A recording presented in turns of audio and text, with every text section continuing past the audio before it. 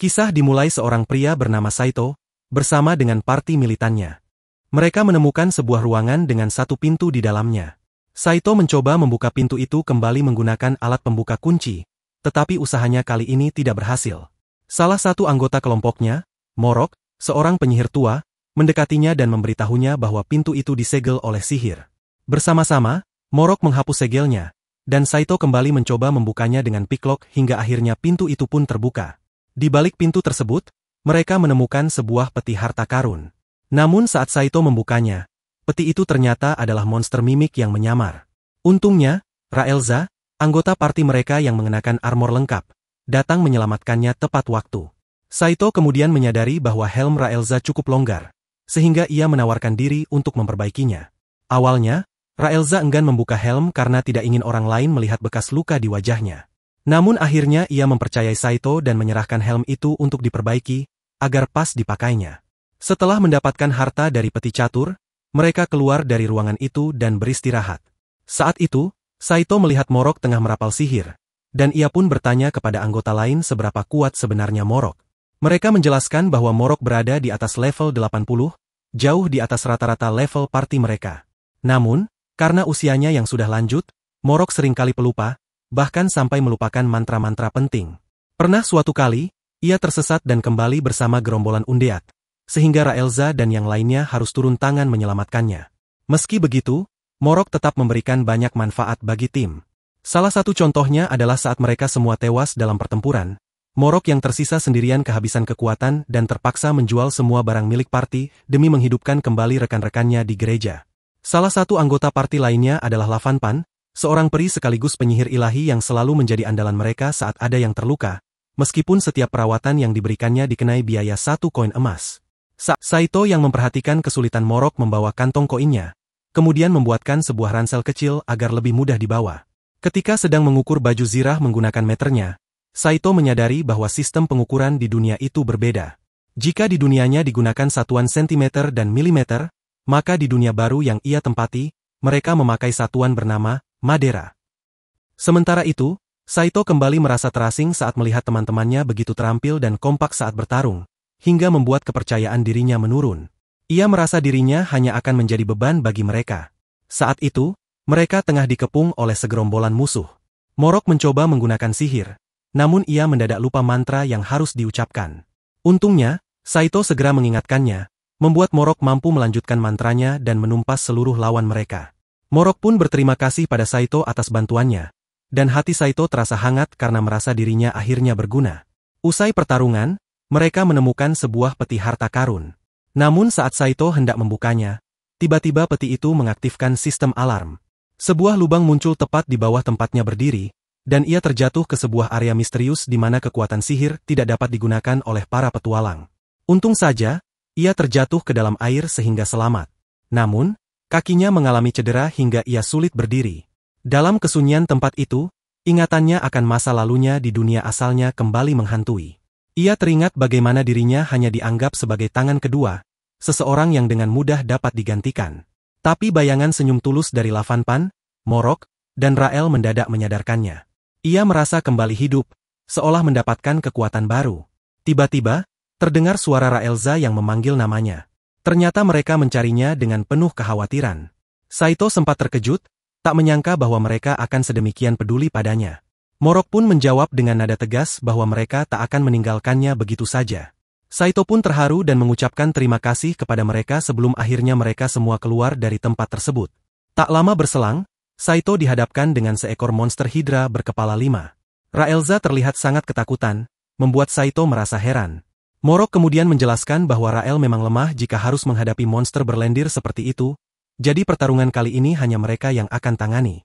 Saito maju dengan pedangnya, disusul dengan sihir dari Morok dan Lavanpan. Setelah pertempuran yang sengit, mereka berhasil menumbangkan sang monster. Sebagai bentuk terima kasih, Morok memberikan 1 koin emas kepada Lavanpan atas bantuannya. Saito, di sisi lain, memilih memotong bagian dari hidra yang bisa dimasak, membuat Morok, Lavanpan, dan terutama Raelza terkejut. Saito lalu meminta item dari Meve yang bisa membantunya memasak. Setelah meminjamnya, ia mulai mengolah daging hidra tersebut menjadi santapan, sementara teman-temannya duduk menonton dengan penuh rasa penasaran. Setelah selesai memasak, Saito dengan penuh semangat menyajikan hidangannya. Morok dan Lavanpan mencicipinya terlebih dahulu dan langsung terpukau oleh kelezatannya. Sementara itu, Raelza awalnya tampak enggan mencobanya. Namun karena penasaran, ia akhirnya mengambil satu suapan dengan ragu-ragu. Begitu rasanya menyentuh lidahnya, ekspresi wajahnya berubah drastis. Ia sangat menikmati makanan itu, meskipun berusaha menahan keterkejutannya. Pada adegan berikutnya, Saito mencoba membuka sebuah kotak catur misterius. Tetapi saat diperhatikan lebih dekat, ia menyadari bahwa kotak tersebut merupakan jebakan tersembunyi. Mereka pun memutuskan untuk tidak membukanya dan mulai mencari kotak catur lain. Tak lama kemudian, mereka menemukan sebuah kotak lain yang dibalut dengan kabel-kabel aneh. Dengan bantuan alat penjepit yang ia bawa, Saito memotong beberapa kabel tersebut. Namun, ketika ia memotong kabel yang terakhir, tiba-tiba mekanisme perangkap aktif, membuka sebuah lubang dari mana slime lengket jatuh tepat di atas Raelza. Slime tersebut ternyata adalah monster legendaris yang memiliki kemampuan melarutkan logam, sehingga armor Raelza pun meleleh seketika, membuatnya terkejut dan malu bukan main. Di adegan selanjutnya, dua perempuan muncul, satu adalah seorang elf pejuang dan satunya lagi adalah pendeta. Saat elf bertarung dengan gagah berani, pendeta itu memberikan dukungan dengan sihir pertahanan.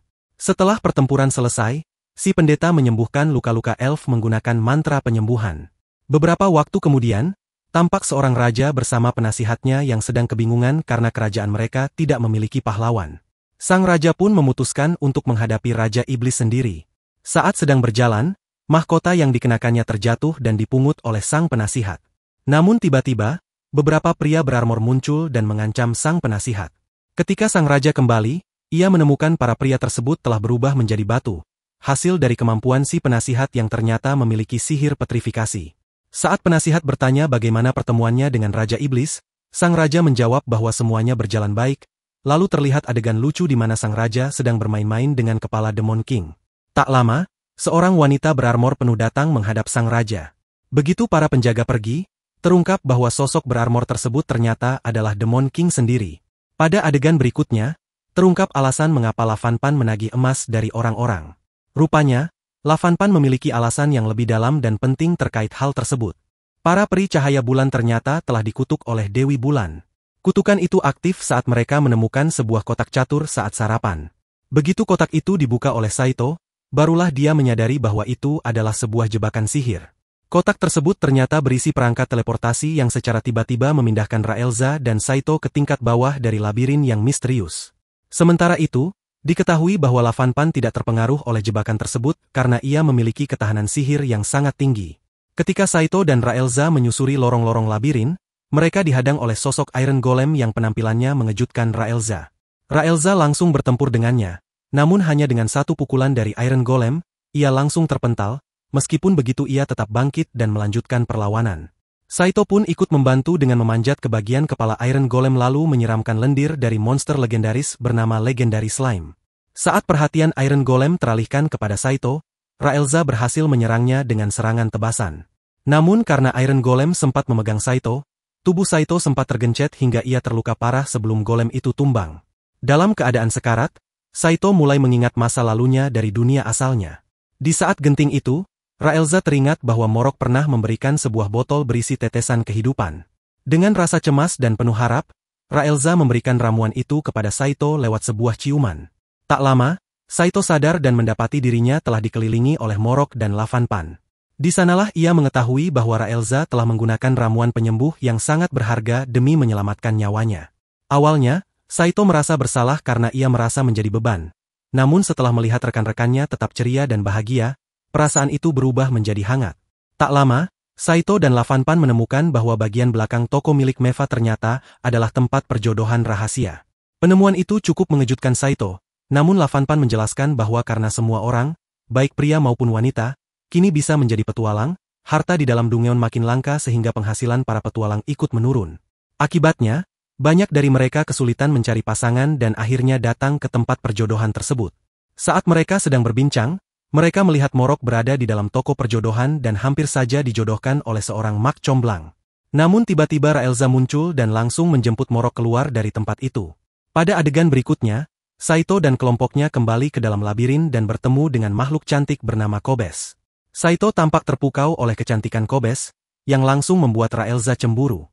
Tanpa pikir panjang, Raelza menyerang Kobes, membuat Morok dan Lavanpan terkejut.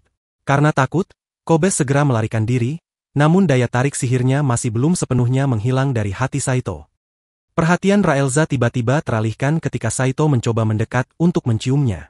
Namun, sebelum Saito berhasil melakukannya, Lavanpan dan yang lainnya berhasil menghilangkan pesona sihir yang mempengaruhi Saito, yang membuat Raelza kesal. Kelompok Saito lalu melanjutkan penjelajahan mereka di dalam labirin, dan sampai di sebuah area jebakan yang mengalirkan listrik. Uniknya, jebakan ini hanya bekerja terhadap mereka yang mengenakan zirah. Karena itu, Raelza terpaksa melepas baju zirahnya, dan Saito memberikannya pakaian sebagai gantinya. Saat Morok memegang zirah milik Raelza, tanpa sengaja ia menginjak jebakan dan langsung tersengat listrik. Kemudian ditampilkan sosok seorang penyihir tua yang memegang tongkat legendaris, Staff of the World Tree. Setiap langkah yang ia ambil membuat tanah bergetar karena berat tongkat tersebut. Tiba-tiba seekor monster menyerangnya, namun penyihir itu dengan mudah memukulnya menggunakan tongkat raksasanya. Di tempat lain, seorang ninja terlihat sedang berjalan melewati padang tandus yang panas. Ia berusaha menyerang seorang wanita dengan cara menginjak bayangannya. Tapi begitu kakinya menyentuh bayangan tersebut, ia malah tenggelam ke dalamnya. Sang wanita, yang ternyata seorang penyihir, mengungkapkan bahwa bayangannya adalah portal menuju neraka. Meskipun begitu, ninja itu berhasil kabur, namun saat melarikan diri ia tidak sendiri. Ia membawa serta seorang pelayan iblis dari neraka. Bersama pelayan iblis itu, ia menghadapi kembali sang penyihir. Pelayan iblis melancarkan mantra World Saver yang menutup akses portal dari bayangan si penyihir. Lalu ninja itu melancarkan serangannya dan tiba-tiba mencium penyihir tersebut. Baik sang penyihir maupun pelayan iblis terkejut, karena ternyata sang ninja jatuh cinta pada penyihir itu. Sementara itu, di sebuah kerajaan, para pejabat tengah memilih sosok baru untuk menjadi pahlawan.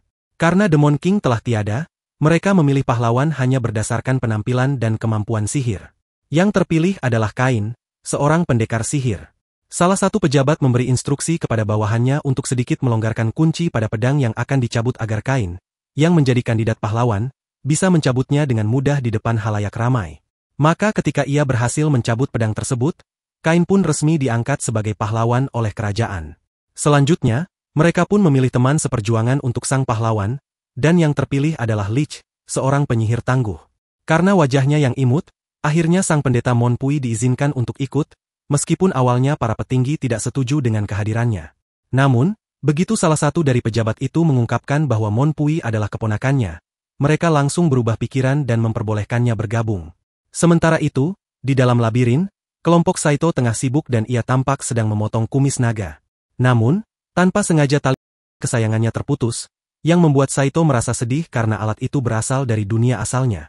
Melihat hal itu, Morok menyarankan untuk memperbaikinya pada seorang ahli bernama Donbain, seorang kurcaci terkenal yang dapat mendengar suara logam. Donbain tinggal jauh di dalam gua yang tersembunyi dengan 108 kunci. Namun pintu tersebut dapat dibuka dengan mudah oleh Saito berkat kemampuan pikloknya, yang mengejutkan Donbain. Dengan cekatan, Donbain memperbaiki tali pancing tersebut sebagai imbalan dari sisik naga, bahkan memberi bonus berupa makanan dan minuman. Saat Saito sedang berbincang santai dengan Meva, ia menceritakan kisah hidupnya sebelum tiba di dunia itu, bagaimana dahulu ia bekerja di perusahaan kontraktor dengan beban berat dan gaji rendah. Setelah mengeluh pada atasannya, ia malah dipecat. Dalam perjalanan pulang, ia ditabrak oleh truk dan secara misterius berpindah ke dunia lain. Setelah berada di dunia baru, Saito dan timnya menjelajahi lantai-lantai labirin yang belum pernah dijelajahi sebelumnya. Sebagian besar harta karun di lantai-lantai itu sudah habis. Ketika mereka sedang berdiskusi berempat, tiba-tiba Saito mendengar sesuatu dan berhasil menangkapnya. Yang mengejutkan, ternyata itu adalah robot vakum. Namun, alat itu berhasil melarikan diri melalui lubang di dinding. Saito penasaran karena vakum itu berasal dari dunianya. Ia menyadari bahwa dinding itu tampak seperti terbelah, dan ketika Morok memeriksanya, ditemukan sihir tersembunyi berupa Choma Flus. Setelah sihir itu dihapus oleh Morok, dinding pun terbuka dan menyingkap lantai rahasia yang mereka beri nama Terowongan Sao. Sejak saat itu, semakin banyak orang yang mulai masuk ke labirin. Saito tetap bertekad untuk menemukan vakum tersebut. Sementara itu, semua karakter mulai berkumpul di pintu masuk labirin yang kini ramai karena penemuan area baru tersebut. Beberapa orang seperti Lavanpan mengeluh bahwa itu tidak adil karena Saito yang menemukannya terlebih dahulu. Namun Saito menjelaskan bahwa kerajaanlah yang mengelola labirin dan mereka semua dibebaskan dari biaya masuk selama 10 tahun. Saat Morok, Saito, dan Lavanpan sedang berbicara, tiba-tiba muncul sang pahlawan Kain yang menyampaikan terima kasih atas bantuan Saito dan timnya. Tak lama setelah Kain dan penyihirnya pergi, Monpui pun mendekat dengan sopan dan meminta maaf atas perilaku anggota partinya, termasuk Kain dan Raichi, yang sempat membuat masalah sebelumnya. Saat Saito hendak berjabat tangan, tiba-tiba dicegah oleh prajurit elf, Franlil, karena menyadari bahwa memiliki sebuah alat tajam kecil yang tertanam di telapak tangannya, yang bisa membuat siapapun yang terkena menjadi lumpuh seketika. Merasa malu dan tersinggung, pun memilih untuk pergi. Sementara itu, Saito dan kelompoknya mengucapkan terima kasih kepada Franlil. Di tengah percakapan mereka, tiba-tiba muncul Perdana Menteri dan Demon King yang menyamar, sambil membawa kepala dari naga legendaris bersisik perak. Raelza menjelaskan bahwa kedua sosok ini adalah petualang paling kuat yang pernah masuk ke dalam labirin. Di sisi lain, Perdana Menteri dan Demon King sedang mendiskusikan sebuah artefak kuno peninggalan seorang penyihir hebat yang memiliki kekuatan untuk memanipulasi waktu. Artefak itu tersembunyi di dalam labirin dan mereka harus mendapatkannya sebelum jatuh ke tangan yang jahat. Namun, suasana tiba-tiba berubah mencekam ketika seorang ninja tak terlihat menyelinap dan menikam sang Perdana Menteri tepat di dadanya, membuat Demon King terkejut karena tidak mendeteksi kehadiran musuh. Penyerangnya adalah seorang ninja bernama Kisurugi, ditemani oleh Primus, seorang peri. Target mereka adalah kelompok petualang terkuat. Dalam adegan berikutnya, ternyata Demon King dan Perdana Menteri berhasil selamat dan kabur sebelum tubuh mereka dibakar oleh ninja. Namun, Demon King membutuhkan waktu 2 minggu untuk pemulihan total, sehingga mereka memutuskan untuk mundur sementara. Di sisi lain, muncul seorang penyihir tua yang membawa tongkat besar dan mencoba masuk ke dalam labirin. Tetapi karena tongkatnya terlalu besar, ia pun batal masuk dan memilih untuk pergi. Sementara itu, Saito dan timnya menghadapi musuh berupa monster kura-kura raksasa. Saat Morok mencoba menyerang, monster itu mengeluarkan asap hijau dari mulutnya, membuat Morok tertidur. Raelza pun melawan monster itu, namun tubuh sang monster sangat keras dan gerakannya cepat. Tiba-tiba, seorang wanita dengan kapak raksasa muncul dan dengan mudah mengalahkan monster tersebut, membuat Saito terkejut. Wanita itu memperkenalkan dirinya sebagai Lisa, seorang pemburu binatang sihir dari ras Popo, dan rekannya adalah Gibre. Karena Lisa yang berhasil mengalahkan monster tersebut, maka hak untuk membuka peti harta ada padanya. Gibre mencoba membuka kuncinya, namun gagal. Akhirnya, Saito yang berhasil membukanya, dan ia memperlihatkan ekspresi bahagia. Saito merasa terkejut, karena tanpa ia sadari, bukan hanya papan catur yang berhasil ia buka, tapi juga hati Gibre. Di sisi lain, Raelza terlihat kesal. Saat Raelza tengah menghadapi seekor monster, tiba-tiba datanglah seorang pendekar elf bernama Franlil, yang langsung menyalip Raelza untuk menghabisi monster itu lebih dulu. Setelahnya, Franlil mencoba mengambil papan catur, namun segera dihadang oleh Raelza yang menegaskan bahwa ia tidak membutuhkan bantuan siapapun. Ketegangan meningkat dan keduanya terlibat dalam duel sengit yang disaksikan oleh para rekan mereka, anggota parti Franlil serta tim Raelza, yaitu Saito, Morok, dan Lavanpan. Karena pedang milik Raizon tidak cocok untuk melawan prajurit sekelas Franlil, ia memutuskan menggunakan 2 bilah pedang sekaligus dan melepaskan armornya, hal yang membuat Franlil terkejut. Namun, sebelum duel benar-benar dimulai, tiba-tiba tali pakaian Raelza terlepas, membuatnya malu dan memaksa mereka menunda pertarungan tersebut. Saat sedang berjalan-jalan, Saito tanpa sengaja melihat sebuah robot vakum dan langsung mengejarnya.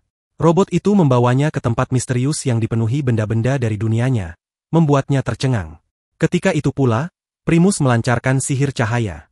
Saat Saito terpesona dengan cahaya tersebut, Kisurugi mencoba menyerangnya dari belakang.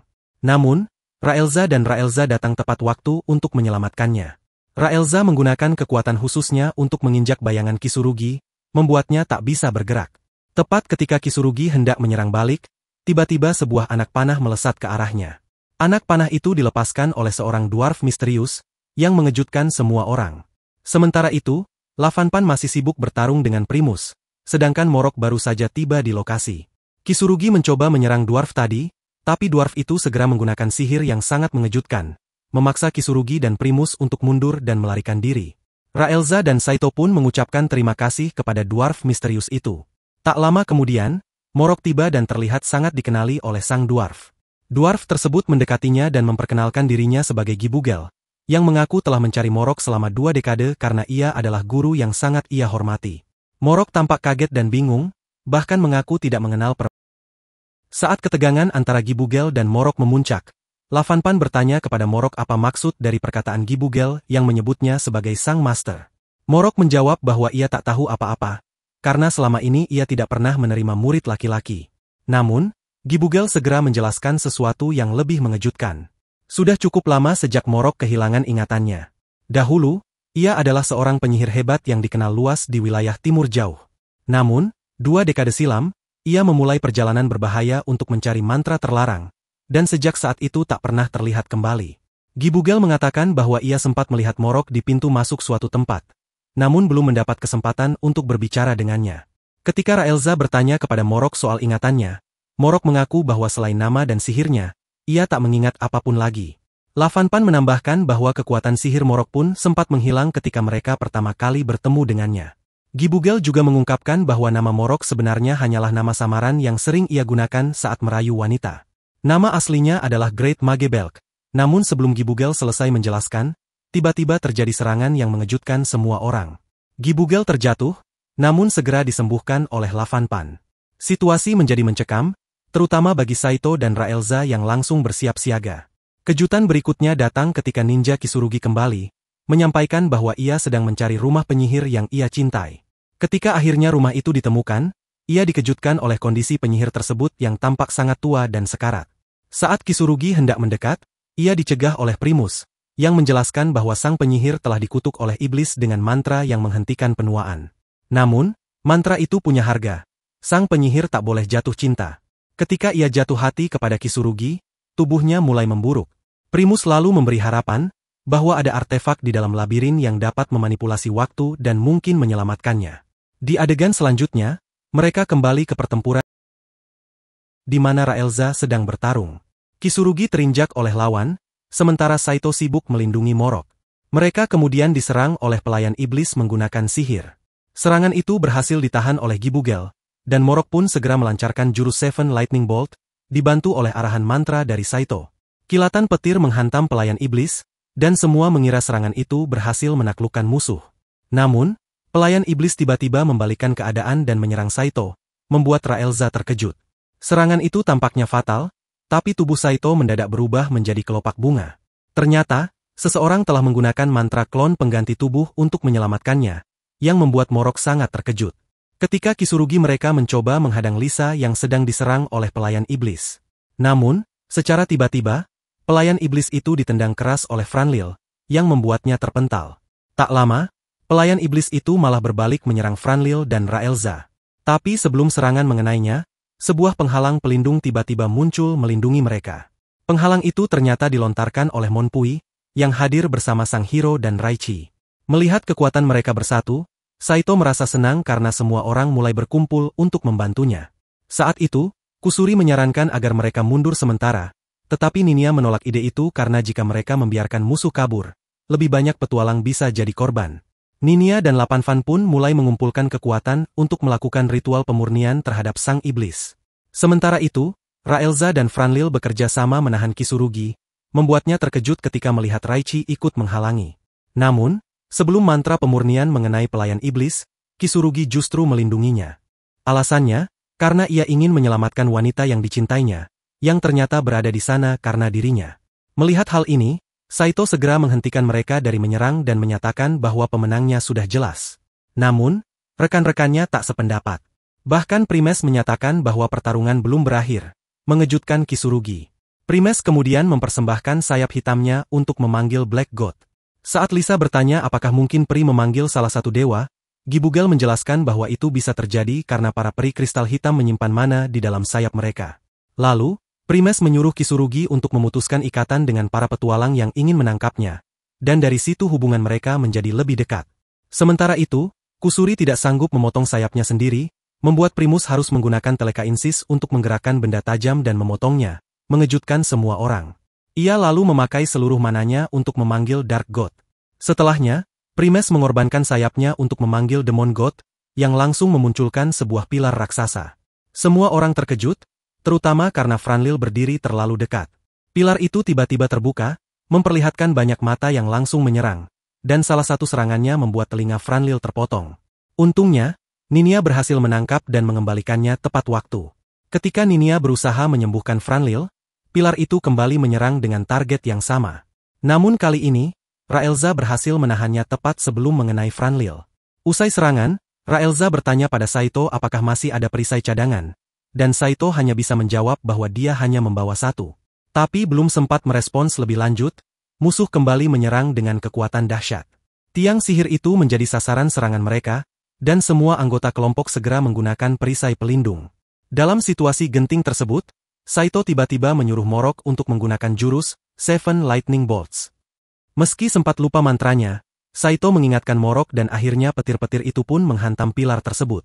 Serangan Morok sangat kuat, namun mengejutkan semua orang karena pilar itu sama sekali tidak terpengaruh. Tanpa peringatan, pilar tersebut aktif dan melancarkan serangan ke seluruh arah. Raelza segera memerintahkan Gibugel untuk menyerang bagian mata pilar itu. Ia memanahnya dengan presisi, namun pilar hanya memejamkan mata dan panah tersebut tak memberikan efek apapun. Pilar terus meluncurkan serangan secara acak. Dalam kekacauan itu, Gibre berusaha melindungi Lisa, sementara yang lain hanya bisa bertahan dan mempertahankan posisi dari gempuran pilar. Di tengah serangan yang makin brutal, Saito kembali menyarankan pada Morok untuk menggunakan sihir yang bisa menghentikan waktu. Morok terkejut dan bertanya dari mana Saito tahu tentang mantra itu. Ternyata Saito menemukannya di dalam kotak jamur miliknya, di mana terdapat catatan tentang mantra yang mengendalikan waktu dan dimensi. Ia lalu bertanya pada Morok apakah sihir itu yang membawanya ke dunia mereka. Saat itu, kilasan masa lalu Morok muncul, memperlihatkan bahwa ia memiliki seorang putri bernama Krom, dan bahwa ia dikenal dengan nama Morok karena ambisinya menjadi penyihir terkuat demi membahagiakan sang anak. Namun karena terlalu fokus pada tujuannya, Morok kehilangan banyak waktu bersama putrinya, membuat Krom merasa kesepian. Suatu malam, ketika Krom jatuh sakit, Morok pulang karena ada buku yang tertinggal. Istrinya memintanya untuk tinggal dan menemani sang anak, tapi Morok mengatakan bahwa ia sudah memanggil tabib dan pendeta untuk merawat Krom, dan ia tidak bisa berhenti berlatih karena sudah hampir lulus menjadi penyihir agung. Ia pun berjanji akan pulang keesokan harinya. Keesokan harinya, Morok kembali dengan bangga sebagai penyihir agung bersertifikat, namun hatinya hancur saat mendapati bahwa sang anak telah tiada. Mereka tak mampu membawa Krom ke kuil untuk dihidupkan kembali karena kekurangan emas. Saat melihat kalung yang dibuat Krom untuknya, yang digenggam erat oleh sang anak sebelum meninggal, Morok menangis pilu. Istrinya pun meninggalkannya, dan sejak saat itu, Morok dipenuhi oleh penyesalan mendalam karena meskipun ia telah menjadi penyihir terkuat, ia gagal menyelamatkan orang yang paling berarti baginya. Tanpa diduga, Morok menemukan sebuah catatan kuno dalam buku sihir yang membahas kemampuan untuk memanipulasi waktu dan ruang. Dengan rasa penasaran yang tinggi, Morok memutuskan untuk pergi ke sebuah labirin tersembunyi, tempat di mana ia percaya mantra itu berada. Di dalamnya, ia tiba di sebuah ruangan misterius yang dipenuhi dengan benda-benda asing yang ternyata berasal dari dunia Saito. Di sanalah ia menemukan beberapa lembaran kertas tua yang berisi mantra untuk menghentikan waktu dan berkomunikasi dengan dunia lain. Namun, tidak satu pun dari mantra itu bisa mengembalikan waktu yang telah berlalu. Saat sedang memeriksa kertas-kertas itu, Morok dikejutkan oleh kemunculan seorang misterius yang tubuhnya terbalut rapat kain gelap. Tanpa basa-basi, Morok bertanya apakah pria itu yang menciptakan mantra tersebut dan memohon agar diajarkan mantra untuk mengembalikan waktu. Ketika ditanya alasannya, Morok dengan jujur mengaku ingin menghidupkan kembali anaknya. Pria berjubah itu bersedia memberikannya. Dengan satu syarat, Morok harus bisa mengalahkannya dalam pertarungan. Duel pun terjadi, namun sayangnya Morok tumbang akibat serangan yang begitu kuat hingga membuatnya tak mampu berdiri. Meski kalah, pria berjubah itu mengaku kagum dengan keteguhan Morok dan menyatakan bahwa ia akan pergi ke dunia lain, namun tetap menepati sebagian permintaan Morok. Ia mengatakan bahwa Morok tak akan membutuhkan mantra itu jika bisa melupakan rasa sakit dan penyesalannya. Tanpa banyak bicara, pria itu menghapus hampir seluruh ingatan Morok, termasuk kenangan tentang anaknya. Belakangan terungkap bahwa kekuatan pria itu berasal dari liontin yang selama ini dikenakan oleh Morok. Sementara itu, pertempuran terus berlanjut. Saat Saito sedang berdiskusi, tiba-tiba Gibugel menyela dan menyarankan untuk menggunakan mantra yang bisa menghentikan waktu jika memang Morok memilikinya. Morok mengaku sudah melupakan mantranya, tetapi Saito mengatakan ia masih ingat satu mantra, Moment of Solitude, yang mampu menghentikan waktu untuk sesaat. Morok akhirnya setuju untuk menggunakannya. Ketika itu, Gibugel mengejutkan semua orang dengan kemampuan telepati yang digunakannya untuk menyampaikan rencana besar serta detail tentang mantra penghenti waktu. Ia menekankan bahwa mata pilar harus terbuka saat Morok melafalkan mantra. Tim segera bergerak menyerang pilar secara serempak, sementara Gibre dan Ninia memberi dukungan dari belakang. Sayangnya, Morok tiba-tiba lupa misi mereka, membuat Lavanpan terkejut. Beruntung, Saito segera mengingatkannya, termasuk cara melafalkan mantra tersebut. Pilar raksasa itu melancarkan serangan langsung ke arah Morok, namun Lavanpan bergegas menciptakan perisai pelindung. Sayangnya, kekuatannya hampir tak mampu menahan dampak serangan. Serangan berikutnya datang lagi, dan kali ini, Saito yang maju menghadapi ancaman tersebut. Saat Saito berpindah posisi, Monpui dan sang pahlawan kain tiba di lokasi untuk memberikan perlindungan padanya. Raichi juga berada di sana, ikut bergabung untuk memperkuat pertahanan. Sementara itu, Morok terus melafalkan mantra sihirnya. Tiba-tiba, pilar-pilar menyerang secara membabi buta seperti rentetan peluru mesin, tepat saat Morok berhasil menyelesaikan mantranya. Waktu pun terhenti total bagi semua orang, kecuali bagi Morok. Namun, dia sejenak kebingungan karena lupa apa langkah selanjutnya. Tak disangka, ia menemukan tulisan instruksi di telapak tangannya. Ternyata Saito telah menuliskannya diam-diam sebelum mantra dilepaskan. Untung saja, Saito berpikir jauh ke depan. Morok lalu menyerang mata tersebut, namun ia tercengang saat melihat kilasan ingatan milik sang ninja, termasuk misinya untuk menyelamatkan perempuan yang dicintainya. Ia sempat ragu untuk menghancurkan peler karena hal itu juga bisa membahayakan sang ninja. Tapi karena waktu hampir habis, ia akhirnya meminta maaf dalam hati dan dengan tekad bulat, menghancurkan peler tersebut sepenuhnya. Sebelum hitungan 100 detik berakhir, waktu perlahan kembali normal. Semua orang terkejut saat melihat bahwa pilar telah hancur berkeping-keping. Namun yang paling mengejutkan adalah ketika mereka menyadari bahwa tangan Morok telah terputus. Ia berdiri tegak dengan tatapan penuh percaya diri yang membuatnya tampak sangat keren. Lavanpan dan rekan-rekannya segera menghampirinya. Lalu Morok meminta mereka untuk segera mencari dan menyembuhkan sayap milik Primus, yang membuat mereka terperangah karena Primus adalah musuh. Namun, Morok menjelaskan bahwa ia melihat kenangan mereka melalui matanya, sehingga ia menahan diri dalam menggunakan mana saat menyerang pilar agar kedua sahabat itu tidak terkena dampaknya.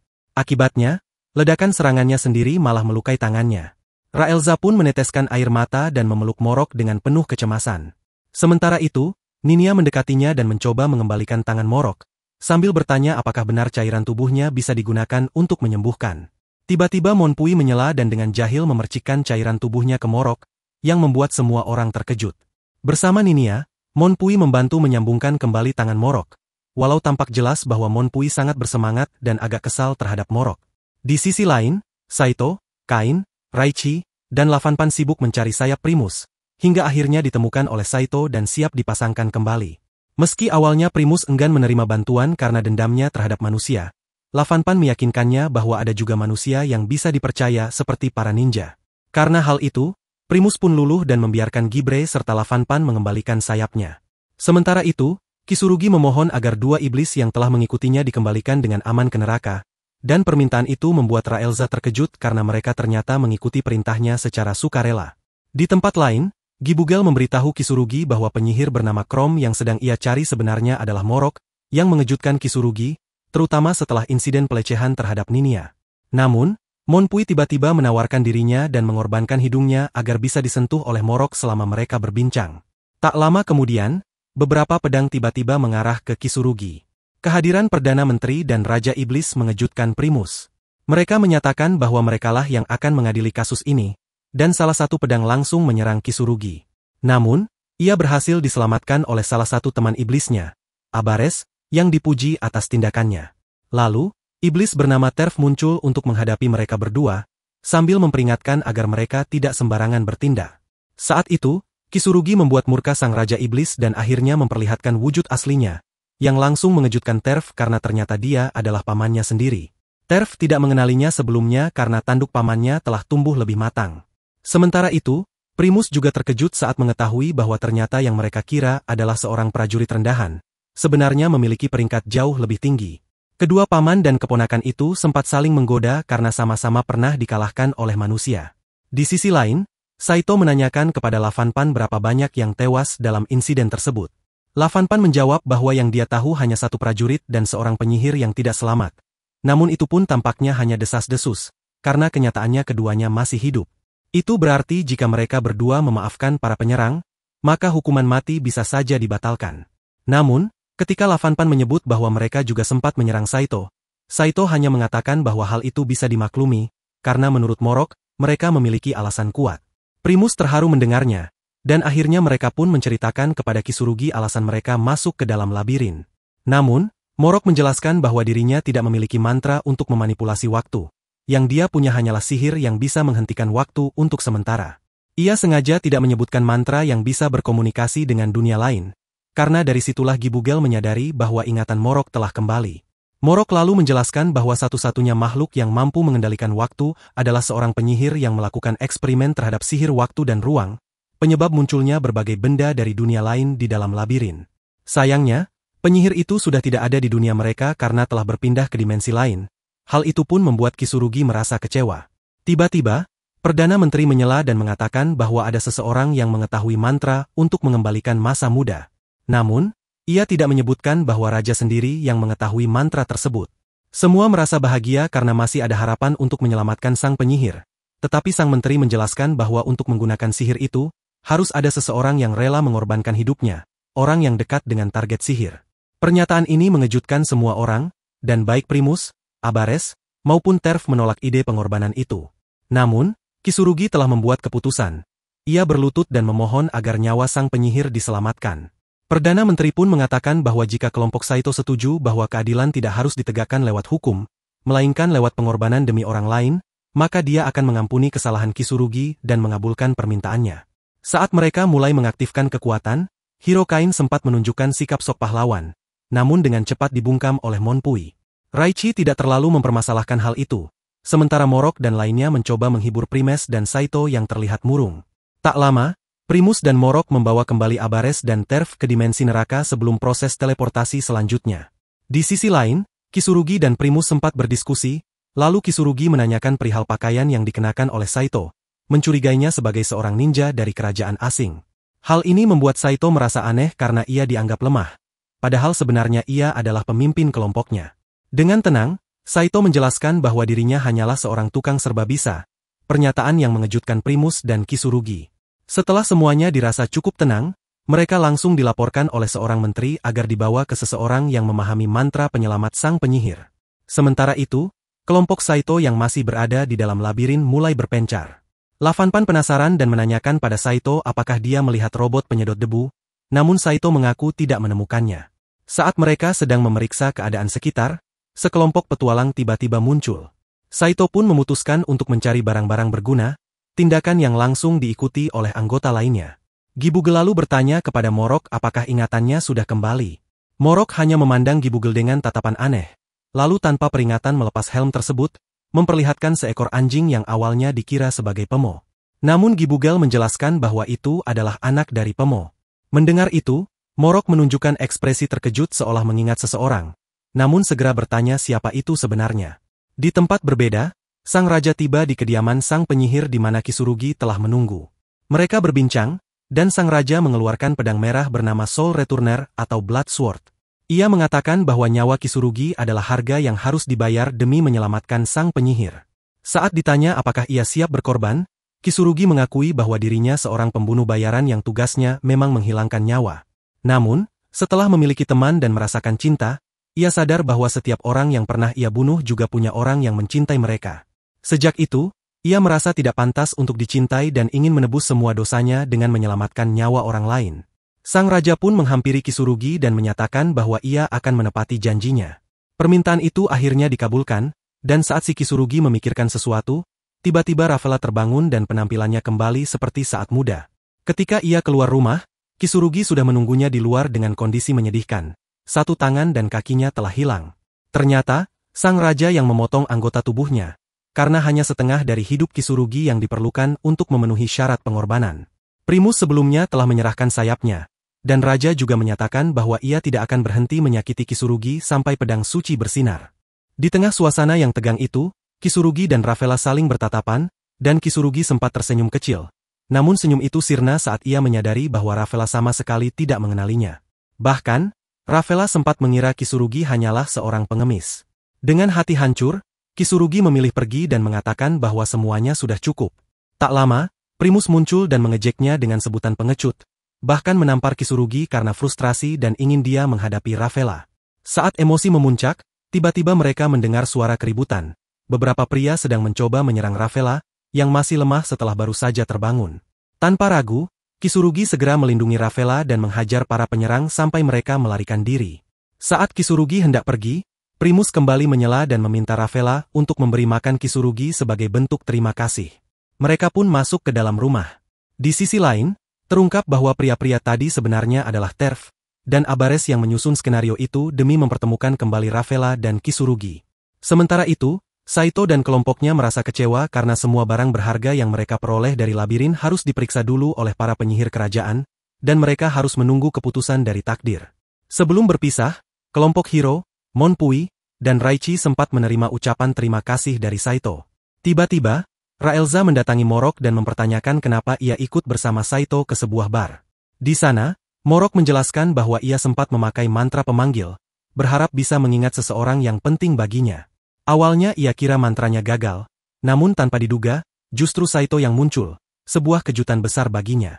Ia mengakui kesalahannya dan meminta maaf, namun Saito dengan tenang berkata bahwa jika bukan karena pemanggilan itu, ia mungkin sudah tewas tertabrak truk.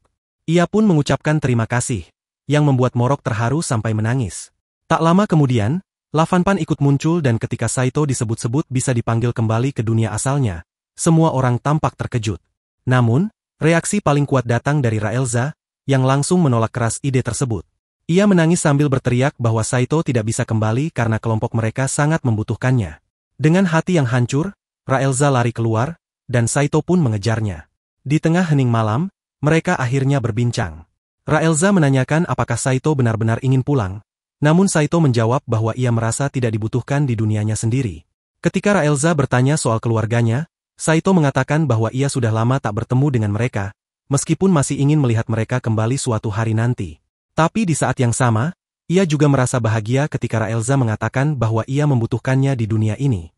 Saat Saito bertanya apakah Raelza juga merasa membutuhkan dirinya, tampaknya Raelza akan mengungkapkan sesuatu yang penting, namun tiba-tiba seekor monster muncul dan menyerangnya. Serangan itu mengejutkan Saito, namun Raelza yang marah berhasil mengalahkan monster itu dengan mudah. Sambil menghancurkan makhluk itu, Raelza berteriak bahwa tak ada satupun di dunia ini yang lebih membutuhkan Saito selain dirinya. Saito pun mendekat dan dengan penuh perhatian menempelkan plester di luka Raelza, lalu memberinya penawar racun dari ular baja. Ia berkata ingin berada di sisi orang yang paling membutuhkan dirinya. Di saat itu, Morok muncul dan menjelaskan bahwa jika ia memaksa memulangkan Saito ke dunianya, maka Saito akan kembali tepat ke waktu dan tempat ketika ia tertabrak mobil, yang artinya ia akan benar-benar mati. Penjelasan itu melegakan hati Raelza dan Saito, namun saat mereka menoleh ke arah Morok, mereka dikejutkan oleh pemandangan bahwa ia telah digigit oleh ular baja. Saito panik karena ia sudah tidak memiliki sisa penawar lagi. Di akhir kisah, Raelza terbangun dengan senyum bahagia dan petualangan mereka pun berlanjut tanpa Morok, yang kini tak bisa menemani karena dampak racun monster tersebut. Tanpa kehadiran Morok, perjalanan mereka di dalam labirin berlangsung lebih lama, memakan waktu hingga 4 hari. Namun, ketika mereka akhirnya kembali ke tempat tinggal mereka, kejutan lain menanti. Tempat itu kosong, dan mereka segera diberi kabar bahwa Morok telah meninggal 3 hari yang lalu. Sementara itu, seekor anjing pemburu dari neraka terlihat berlari, dan menurut kabar, makhluk itu dulu dimiliki oleh seorang bangsawan. Makhluk itu membantunya dalam perburuan. Katanya, ia telah mengalahkan banyak naga dan binatang mistis. Namun dalam petualangannya, ia bertemu dengan seekor serigala betina dan tanpa disangka, ia jatuh cinta padanya. Di sisi lain, Saito dan yang lainnya tidak bisa mempercayai kenyataan bahwa Morok telah meninggal.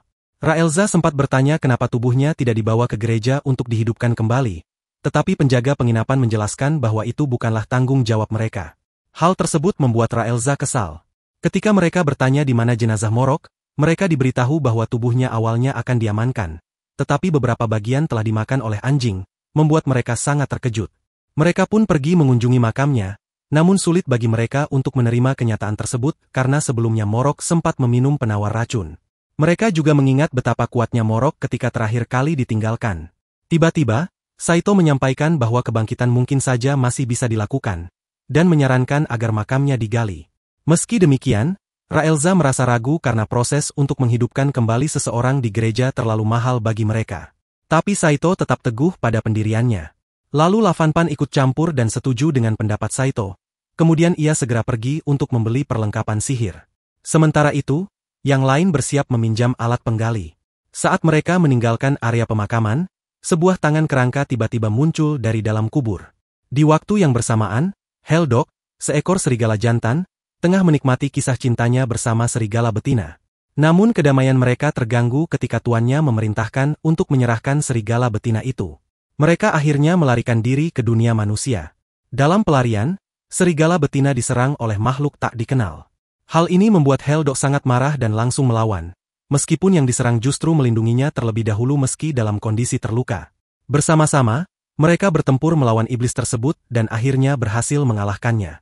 Namun, serigala betina kehilangan nyawanya, membuat Heldok larut dalam kesedihan yang mendalam hingga jatuh dalam depresi. Saat ia hendak meninggalkan tubuh kekasihnya, tiba-tiba ia mendengar suara dan saat menoleh, ia terkejut melihat seekor anak serigala keluar dari tubuh serigala betina. Ketika Lavanpan kembali ke makam Morok, ia dibuat bingung karena tanah makam itu sudah tergali. Sementara itu, Raelza dan kelompoknya cukup lama dalam mencari alat, namun mereka justru diserang oleh makhluk misterius. Untungnya, mereka berhasil menghindar, meski serangan itu terus berlanjut hingga mereka terpaksa bersembunyi. Di balik batu besar, mereka dikejutkan oleh kemunculan seorang undead yang sempat disangka sebagai Morok. Meski ragu, Raelza tetap menyerangnya, namun serangannya tak berpengaruh. Saito sempat ingin memberinya air suci, namun undead tersebut menghancurkannya dengan kekuatan tak terduga, mengejutkan mereka semua. Saat undead itu hendak menyerang lagi, tiba-tiba seseorang muncul dan menyerangnya dari belakang. Betapa terkejutnya mereka saat melihat bahwa itu benar-benar Morok. Mereka pun mendekatinya dengan penuh kegembiraan, tapi mendadak tubuh Morok berubah menjadi kerangka yang membuat mereka panik. Namun tak lama kemudian, tubuhnya kembali normal, memunculkan keheranan di antara mereka. Saat mereka tiba di sebuah tempat yang aman, mereka akhirnya mengetahui bahwa kondisi aneh Morok disebabkan oleh efek gabungan dari sihir Carnation. Namun Morok sendiri lupa kapan ia mengaktifkan sihir itu. Saito merasa lega karena Morok selamat, namun Morok mengatakan ada sesuatu yang aneh terjadi padanya. Ia kembali berubah menjadi kerangka dan tubuhnya terus berubah-ubah. Bahkan ia mengatakan bahwa JL-nya menghilang. Saat ia menunjukkannya, mereka semua terkejut dan hampir menangis. Mereka berspekulasi bahwa mungkin alasan Morok tak bisa kembali sepenuhnya adalah karena bagian tubuhnya tidak lengkap. Morok pun kesal karena menurutnya ukuran bagian tubuhnya kalah jauh dibandingkan milik Raja Batu Raksasa yang katanya mencapai 30 cm. Sementara miliknya hanya separuh, yang secara tak terduga membuat Raelza tersipu dan tak bisa menghapus bayangan ukuran Saito dari pikirannya. Tiba-tiba, Gibugel datang membawa sebuah ensiklopedia yang berisi seluruh pengetahuan tentang sihir. Dari buku itu, mereka mengetahui bahwa tubuh Morok bisa dipulihkan selama bagian tubuhnya masih mengandung mana. Hal ini membuat Morok langsung serius dan bertekad mencari bagian tubuhnya yang hilang, terutama yang disebut JL-nya. Saito dan Raelza yang tertinggal di belakang kemudian menyadari bahwa penulis buku tersebut ternyata adalah Morok sendiri, yang membuat mereka semakin terkejut. Sementara itu, seekor Heldok sedang mengajari anaknya untuk bertahan hidup sendiri, tanpa mengetahui bahwa tuannya telah menaruh kutukan pada dirinya. Di sisi lain, Saito masih sibuk mencari bagian tubuh Morok, sementara Gibugel dengan bangga mengaku pernah tidur bersebelahan dengan Morok, sehingga ia mengenal betul aroma tubuhnya. Ia bahkan bersaing dengan Lapanfan untuk mencari mana milik Morok. Namun keduanya kesulitan karena kekuatan mana Morok yang luar biasa besar. Tak lama, seseorang bernama Ninia muncul dan mencoba melakukan eksorsisme pada Morok, tapi Lavanpan segera menghentikannya dan menjelaskan situasi yang sebenarnya. Saito kemudian terlihat menempelkan wajah anjing ke beberapa benda, mengikuti petunjuk yang belum sepenuhnya jelas. Saat mengingat kembali kejadian di bar, Franlil terbayang oleh ingatannya tentang formulir permintaan untuk memburu seekor anjing raksasa yang memiliki tanda mencolok di dahinya. Mereka pun segera mengetahui lokasi makhluk itu bisa ditemukan. Di sisi lain, si Heldok semakin kehilangan kekuatan, namun tetap memaksakan diri untuk bergerak karena bayangan anaknya terus menghantuinya. Dalam kilasan kenangan, terlihat bagaimana ia menemukan tubuh Morok. Ketika Inkeeper melihat keberadaan Morok, ia langsung melarikan diri, namun kekuatan mana Morok begitu kuat hingga membuatnya kehilangan kendali dan berubah wujud, menyerang manusia di sekitarnya. Saat itu pula, Saito terpisah dari Raelza dan yang lainnya karena Morok kehabisan tenaga. Di momen ini, Saito menyadari bahwa Morok telah berhenti melakukan peninjauan sihir, bahkan sempat menitipkan Raelza padanya karena ia sudah menganggap Raelza layaknya anak sendiri. Namun, Heldok kembali hilang kendali dan menyerang Morok secara tiba-tiba, membuat Saito sangat terkejut. Ketika Raelza dan yang lain tiba, Morok sudah tumbang sementara Saito terluka dan Heldok masih berada di sana. Ia bahkan menyeret Saito menjauh, sementara Raelza mencoba melawannya. Sayangnya, armor Raelza tergigit dan ia tak bisa bergerak, lalu diserang dengan semburan api yang membakar sebagian armornya dan melukai tangannya. Meskipun begitu, Raelza tidak menyerah dan berhasil melukai Heldok cukup parah. Saat ia hendak menghabisinya, seekor bayi serigala putih tiba-tiba muncul dan menabraknya, mengejutkannya. Heldok lalu bangkit dan menghampiri Raelza, memohon agar dibunuh selagi masih memiliki kesadaran, dan berharap anaknya bisa dihidupkan kembali, permintaan yang membuat Raelza murka. Namun sebelum Raelza bisa bertindak, Saito memberitahu bahwa Morok sudah tidak bergerak lagi. Tiba-tiba, serangan tak terduga menghantam Helldog, dan seseorang mencoba mengambil tubuhnya. Saito segera berusaha menghentikannya, sementara mereka juga menarik tangan Raelza agar bisa ikut bertarung. Disinilah terungkap bahwa penyerang tersebut adalah saudara dari korban yang dibunuh oleh Helldog, seorang demon. Mereka bertiga, Lapanvan, Raelza, dan lainnya, berusaha melawan, dan akhirnya berhasil mengalahkannya. Tapi dari dalam tubuh demon itu, muncul sosok demon lain yang jauh lebih kuat, lalu melepaskan serangan dahsyat yang menyebabkan ledakan besar. Dalam kekacauan itu, Lapanvan menahan serangan terakhir dan kehilangan kesadaran. Pada saat yang sama, terungkap bahwa target dari demon kelas raja ini adalah sumber mana yang tersegel dalam tubuh Helldog. Menyadari bahaya besar yang mengintai, Raelza meminta Saito untuk segera kabur dan membawa mereka pergi dari sana. Lapanvan sempat mencemooh bahwa kehadiran seseorang tak berguna dalam pertarungan dan menyuruhnya untuk pergi. Mendengar hal itu, Saito pun memutuskan mundur dari pertempuran. Ia kemudian mendekati anak serigala untuk membawanya, namun bayi itu menolak meninggalkan jasad ayahnya. Saat itu, sebuah gagasan tiba-tiba muncul di benak Saito, tepat ketika Raelza sedang mempertaruhkan nyawa melawan iblis yang kuat. Saat iblis hendak menyelesaikan serangannya setelah berhasil membelenggu Raelza, tiba-tiba Chion datang membawa sekawanan lalat miliknya. Ia berusaha memutus benang yang mengikat Raelza, lalu menyiramkan air suci ke tubuh iblis. Iblis itu pun terkejut, dan ikatan benang berhasil terputus. Begitu bebas, Raelza langsung melancarkan serangan cepat dan berhasil membelah iblis menjadi dua bagian. Meski begitu, makhluk itu ternyata belum binasa sepenuhnya dan langsung melafalkan mantra yang membungkus tubuh Raelza dengan es.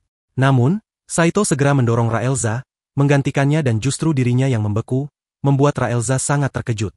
Orang itu mencoba menghancurkan es tersebut, tetapi Raelza menghentikannya dan memilih untuk menghadapi iblis itu secara langsung. Sementara itu, Morok yang telah sadar menemukan dirinya berada di dekat jasad Helldog, dan saat itu pula ia merasakan kekuatan magisnya mulai kembali. Ternyata, Saito sebelumnya telah menyeret tubuhnya mendekati sumber sihir tersebut, yaitu Hok, dan di sanalah Morok menyadari bahwa energinya perlahan pulih. Helldog kemudian muncul di hadapannya dan mempercayakan anaknya kepada Morok dengan imbalan kekuatan magis yang kembali sepenuhnya, dan Morok pun menerima tawaran tersebut. Meskipun luka-luka Raelza sudah cukup parah, ia tetap berdiri gagah melindungi Saito. Ketika iblis hampir menyerangnya, tiba-tiba kepala iblis itu terbelah dan es yang membungkus tubuh Saito mulai retak. Dari balik es itu, muncullah Morok dengan gaya masuk yang dramatis. Ia langsung melepaskan sihir api berbentuk pedang, sementara iblis menggunakan elemen es. Tabrakan kekuatan itu menimbulkan ledakan hebat, dan pedang-pedang api menghantam tubuh iblis dengan keras. Di tengah kekacauan tersebut, Morok dengan penuh gaya menghampiri Lapanvan, Raelza, dan Saito. Raelza tak kuasa menahan air mata dan memanggil Morok dengan sebutan, "Ayah," yang membuatnya tersenyum bahagia. Namun, ketika topi Morok terlepas, semua terkejut karena ia memiliki telinga anjing. Di tempat lain, dua iblis terlihat berlutut di hadapan iblis betina yang merupakan ibu mereka. Ia memerintahkan kedua anaknya bertarung sampai mati, dan siapa yang bertahan akan dianggap sebagai penerusnya. Salah satu iblis langsung menusuk saudaranya, tetapi pada akhirnya si berbaju putih berhasil mengalahkan lawannya. Saat sang ibu mendekat dan mencoba memangsanya, mengikuti tradisi kelam mereka, tiba-tiba si berbaju putih justru menyerang balik sang ibu, membuatnya terkejut dan setelah dua sosok itu mati, mereka bersatu membentuk satu makhluk iblis yang sangat kuat. Sementara itu, Morok mendadak memiliki telinga anjing dan ekor, namun ia sendiri tidak tahu asal-usul perubahan itu, yang membuat Raelza merasa terganggu. Tiba-tiba, Lapanvan muncul dan berspekulasi bahwa kekuatan tersebut mungkin telah dikembalikan oleh Helldog. Di tempat lain, Gangal dikepung oleh sekelompok undead hingga akhirnya ia terpaksa menggunakan sihir. Tepat saat situasinya menjadi semakin genting, Nin bersama Franlil muncul untuk menyelamatkannya. Dalam momen itu, Morok mengingat bahwa Helldog telah mengembalikan kekuatannya, dan karena keinginannya yang besar untuk melindungi anaknya, ia pun menyerahkan kekuatannya kepada Morok. Hal ini membuat Morok bertekad menyelamatkannya dan menghapus kutukan yang ada, karena mereka berdua memiliki peran sebagai ayah bagi anak tersebut. Namun, mendadak sebuah serangan mengejutkan menghantam Morok, membuatnya terpental. Sesosok demon lalu memperlihatkan diri, namun yang membuat semua terkejut adalah kenyataan bahwa Morok tidak terluka sedikit pun. Ia kemudian menjelaskan bahwa kekuatannya bersama kekuatan Helldog menciptakan kombinasi yang sangat berbahaya. Secara tak terduga, Morok berubah menjadi sosok yang jauh lebih gagah, membuat yang lain terheran-heran. Ia memanggil golem, namun makhluk itu dengan mudah ditebas oleh demon yang kemudian hendak menyerang Morok. Tapi golem yang dikendalikan Morok tiba-tiba membalas dengan pukulan keras yang membuat demon terpental. Bahkan sempat disambut dengan serangan tangan yang berujung uppercut hingga sang iblis kembali terhempas. Karena amarahnya, demon memperlihatkan bentuk sejatinya dan melancarkan serangan brutal pada Morok. Namun Morok berhasil menghindar dan menjebaknya dalam fragmen tubuh golem.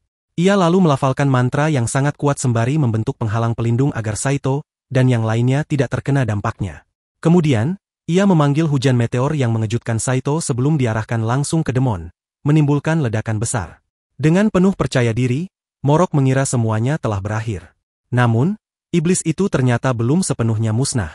Dalam kebingungan, Morok seolah lupa apa yang harus ia lakukan.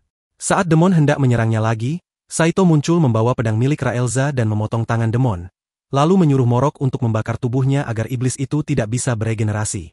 Morok pun mengucapkan mantra pembakar, hampir saja lupa melakukannya jika tidak diingatkan oleh Saito. Akhirnya, iblis itu dibakar habis dan musnah.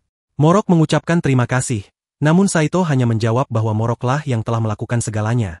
Ia hanya menyiapkan langkah terakhirnya saja. Ketika Morok lupa sejenak mantranya, Raelza malah terbawa suasana dan berlari ke arah Saito sambil melepas sebagian armornya, tampak berniat menciumnya. Namun, sesosok iblis tiba-tiba muncul dan menghalangi mereka. Iblis itu kembali melontarkan mantra sihir dan mencoba menyerang Saito dan Raelza, tetapi secara mengejutkan seekor anak serigala muncul, menggigit iblis tersebut dan menyerap kekuatannya. Akibatnya, sang iblis pun perlahan-lahan menghilang.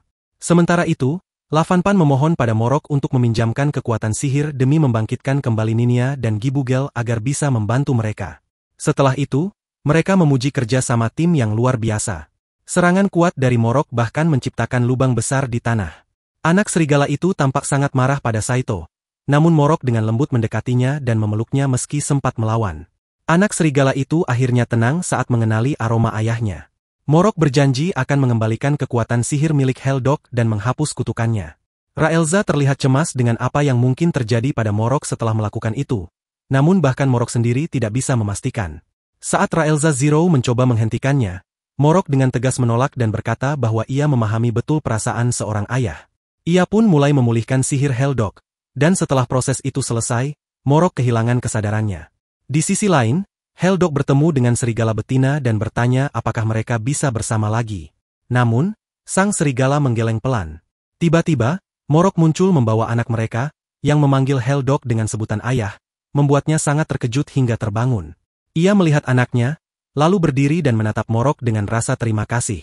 Sebelum pergi, ia menyarankan agar Morok tidak kembali ke kota, lalu pergi bersama anaknya dengan penuh kebahagiaan.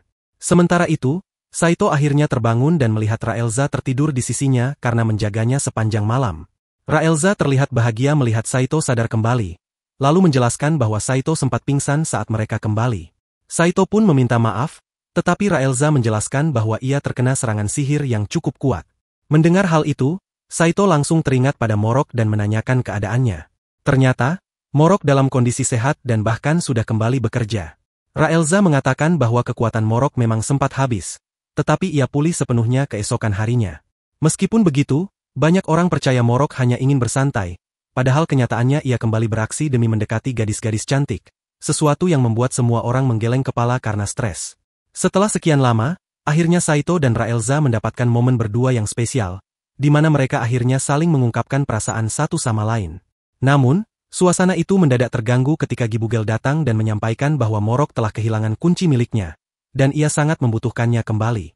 Karena itu, Saito pun harus segera pergi menemuinya, meninggalkan Raelza yang tengah berbunga-bunga karena turut merasakan kebahagiaan mereka. Di sisi lain, Morok ternyata menyimpan sebuah rahasia. Sewaktu ia kembali ke masa kecilnya, ia menyadari bahwa batu ajaibnya, JL, telah hilang. Saat itu pula, ketika pandangannya tertuju pada Saito, ia merasa bahwa Saito terlihat sangat manis di matanya. Bahkan, ia sempat membatin bahwa jika saja ia terlahir sebagai perempuan, mungkin ia bisa jatuh cinta padanya. Tak lama kemudian, Saito datang membawakan sesuatu untuk Morok, membuat wajah Morok memerah. Ia bahkan sempat mengaku bahwa ia menyukai Saito, hal yang membuat Lavanpan bingung mendengarnya. Malam harinya, Saito tidur bersebelahan dengan Lavanpan, namun keesokan paginya, ia terkejut karena perempuan di sebelahnya telah berubah. Ternyata, Lavanpan untuk sementara waktu telah tumbuh dewasa. Ia pun tidak membuang waktu dan segera mencoba berbagai pakaian dan armor.